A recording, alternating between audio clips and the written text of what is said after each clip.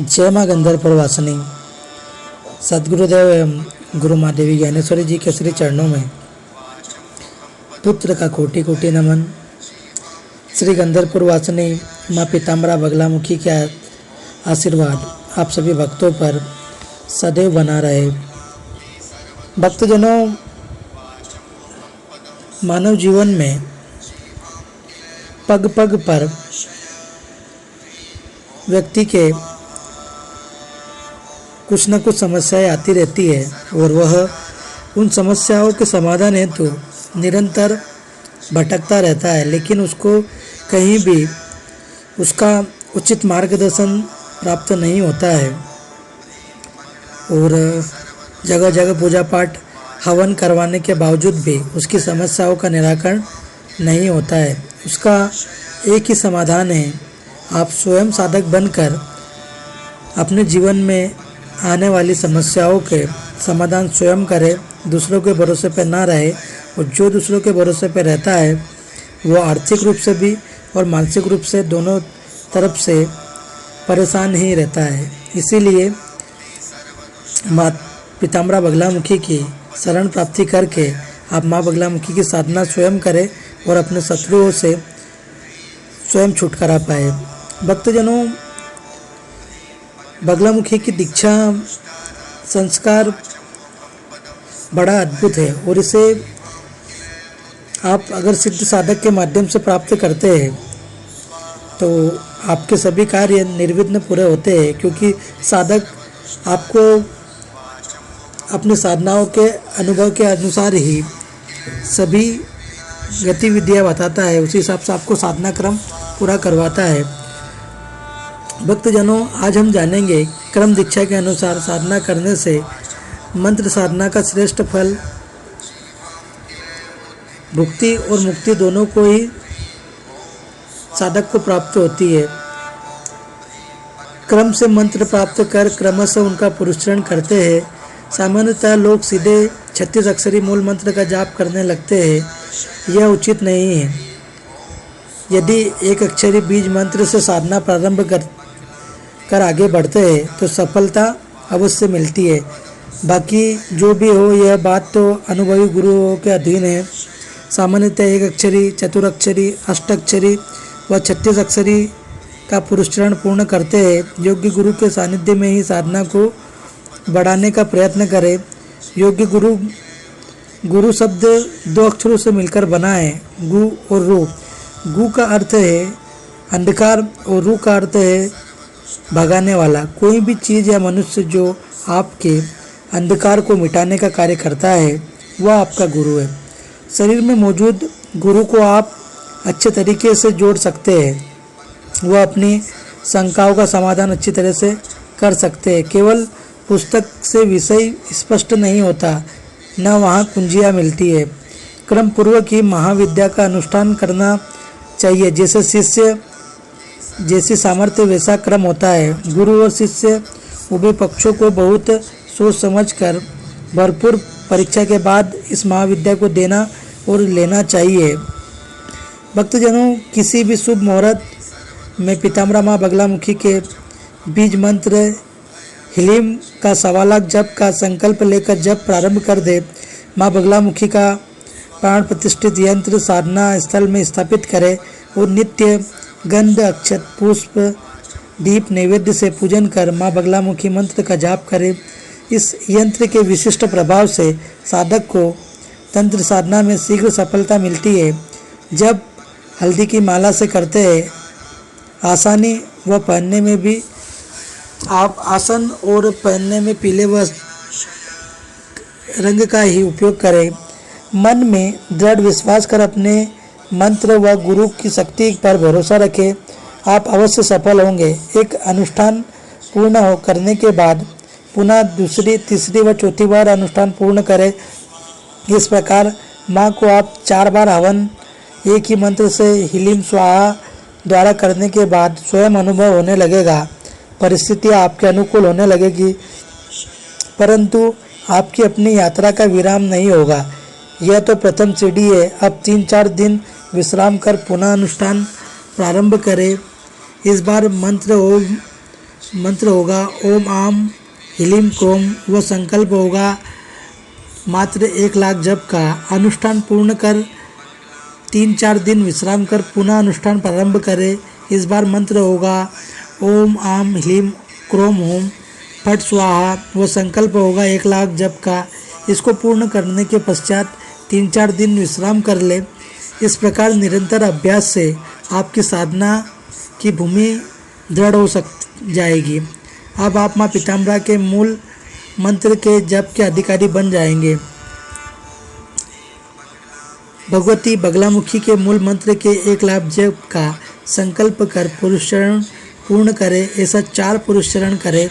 मंत्र जप का समय रात्रि 10 बजे से 2 बजे का हो तो सर्वोत्तम रहेगा। जप के समय से ही करें। वह निश्चित संख्या रखें, घटपट न होने पाए। आप इसका विशेष ध्यान रखें। सुबह माँ बगलामुखी के कवच स्त्रोत का पाठ करें और बीच बीच में सतनाम से अर्चियामी भी करते रहे। निश्चित होकर गुरु पर विश्वास रखते हुए मन की तड़प के अनुसार माँ आप पर कृपा करेगी, जो स्वयं ही आप अनुभव करेंगे। याद रखें, पुरुषचरण पूर्ण होने पर, माँ की कृपा प्राप्त होने पर आपको अपनी साधना से जोड़ने वाली परंपराओं को कभी शिथिल नहीं होने देना है। यही उच्च कोटि की साधना का गूढ़ रहस्य है। जप के अनुसार उसका ध्यान अवश्य करते हैं, क्योंकि सिद्ध मंत्र भी बिना ध्यान के गूंगा ही रहता है। भक्तजनों, एक अक्षरी ब्रीज मंत्र ह्लीम, जिसका विनियोग हमको करना रहता है, ऋषि आदि करना पड़ता है, करन्यास करना पड़ता है, तो हम सबसे पहले माँ का विनियोग करेंगे। ओम अस्य श्री बगलामुखी महामंत्र से श्री ब्रह्मा ऋषि गायत्री छंद श्री बगलामुखी देवता लम बीजम ह्लीम शक्ति ईम कीलिकम श्री बगलामुखी देवताभ्याम प्रीत्यर्थ जपे विनियोग। और इसके बाद में आपको जल डाल देना है। देखिए, जब आपकी दीक्षा होती है तो दीक्षा के अनुसार आपको क्रम अनुसार आपका बंधन किस प्रकार से करना है, आसन बंधन किस प्रकार से करना है, दिशाओं का बंधन किस प्रकार से करना है, आपको क्रम अनुसार देवी देवताओं का आह्वान किस प्रकार से करना है, पूजन किस प्रकार से करना है, ये सभी दीक्षा के समय गुरु द्वारा प्रदान किया जाता है। वो विशेष ध्यान रखें कि बगलामुखी के किसी भी मंत्र का जाप बिना गुरु सानिध्य में न करें। विनियोग करने के बाद में आपको ऋषि आदि न्यास करना है। ओम ब्रह्म से नमः सिर से गायत्री छंद से नमः मुखे श्री बगलामुखी देवताय नमः हृदय लम बीजाय नमः गुह ह्लीम नक्षते नमो पादवे ईम किलिकाय नमो सर्वांगे। इसके बाद में आपको करन्यास करना है। करन्यास में आपको ओम हाम अंगुष्ठभ्याम नमः ओम ह्लीम तर्जनीभ्याम नमः स्वाहा दोनों प्रथम उंगली के ऊपरी सिरों को आपस में मिलाए। उसके पश्चात आपको हलुम मध्यभ्याम वसट दोनों मध्यमा उंगली के सिरे आपस में मिलाए। ओम ह्ले अनापिकाभ्याम ओम अनापिका उंगली के सिरे मिलाए। ओम हलोम कनिष्ठिकाभ्याम वोसट कनिष्ठिका उंगली मिलाए। ओम करतल कर पृष्ठाभ्याम नमः दोनों हथेलियों को आगे पीछे भागों से छुए।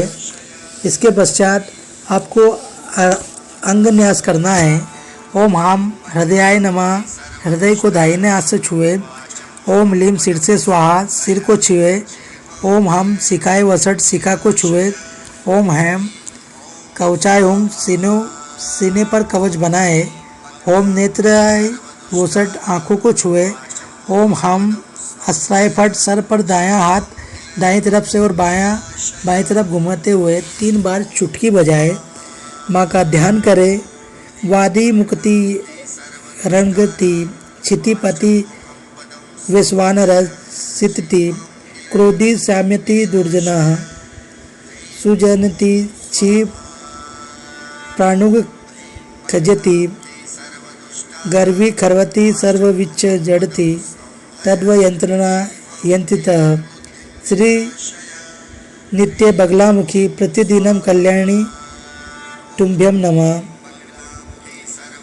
अर्थात हे कल्याणी, आपके मंत्र के द्वारा यंत्रित किया गया वादी, गूंगा, छत्रपति, रंग, अग्नि, शीतल, क्रोधी, शांत, दुर्जन, सुजन, धावक, लंगड़ा, गर्वयुक्त, छोटा और सर्वज्ञ जड़ हो जाता है। अतः एक हे लक्ष्मी स्वरूपे नित्या माँ बगलामुखी कल्याणी, मैं आपको प्रतिदिन नमन करता हूँ। भक्तजनों, एक पुरुष चरण पूर्ण करने के पश्चात आपको जब करना है, जब मैं आपको पीली हल्दी, सुनहरी अलता, सरसों का तेल, बेसन के लड्डू, माल कंगनी, पीसा सेंधा नमक, लौंग, समीदा, तेज पत्ता, खड़ी हल्दी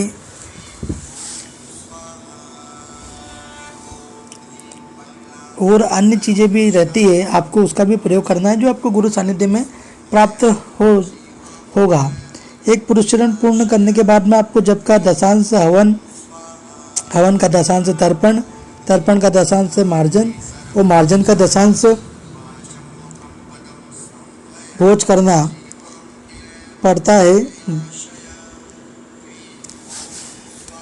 अगर आप भी माँ पीताम्बरा बगलामुखी की साधना आराधना कर अपने जीवन में माँ का आशीर्वाद पाना चाहते हैं, अपनी साधनाओं के माध्यम से माँ के दिव्य आशीर्वाद से अपनी समस्याओं को हल करना चाहते हैं, तो माँ के दिव्य दरबार में संपर्क करें। जय माँ बगलामुखी, जय श्री महाकाल।